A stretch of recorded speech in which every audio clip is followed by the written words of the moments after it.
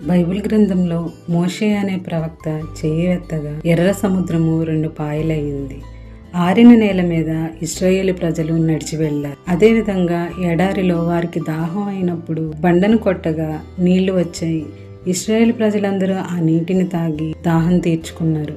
ఈ అద్భుతాలన్నీ ఇశ్రాయేలు ప్రజలు ఐగుప్తు నుండి కనాను వెళ్లే ప్రయాణంలో జరిగాయి. ఈ అద్భుతాలన్నీ జరగడానికి ముందు దేవుడు మోషేకు కనబడి ఫరో బానిసత్వంలో ఐగుప్తులో ఉన్న ఇశ్రాయేలు ప్రజలను విడిపించమని చెప్పాడు. అప్పుడు మోషే, దేవా, నాకు నాలిక మందం, నేను వెళ్లి మాట్లాడలేను, నేను ఆ పని చేయలేను అని దేవునితో చెప్పాడు. అప్పుడు దేవుడు తన చేతిలో ఉన్న కర్రను కిందకు పడమేమనగా కర్ర పాములా మారింది.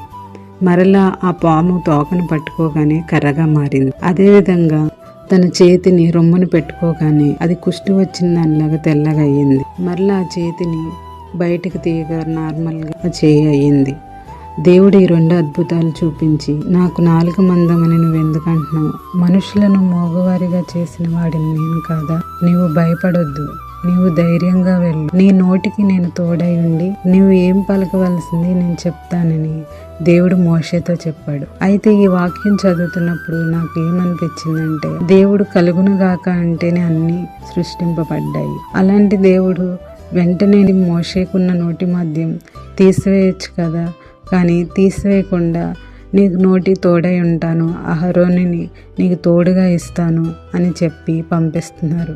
అలాగే మన జీవితంలో కూడా మనం ఏం చేస్తామంటే, మనకున్న లోపాలను బట్టి బాధపడుతూ మనం చేయాల్సిన పనిని చేయకుండా ఉంటాము. దేవుడు నన్ను స్వస్థపరిస్తేనే చర్చికి వెళ్తాను, లేదా దేవుడు నేను అనుకున్నది చేస్తేనే బైబిల్ చదువుతాను, నాకు అది జరగలేదు ఇది జరగలేదని చెప్పి దేవుని దగ్గరికి రాకుండా దూరంగా తిరుగుతూ ఉంటాం.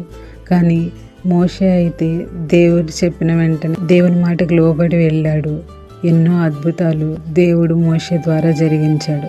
అదేవిధంగా మనం కూడా మన లోపాలను బట్టి బాధపడుతూ ఉండడం మాత్రం కాదు, కానీ ఆయన ఏం చెప్తే అది చేసినట్లయితే మోషే లాంటి మంచి వ్యక్తిగా దేవుడు మనల్ని కూడా చేస్తాడు.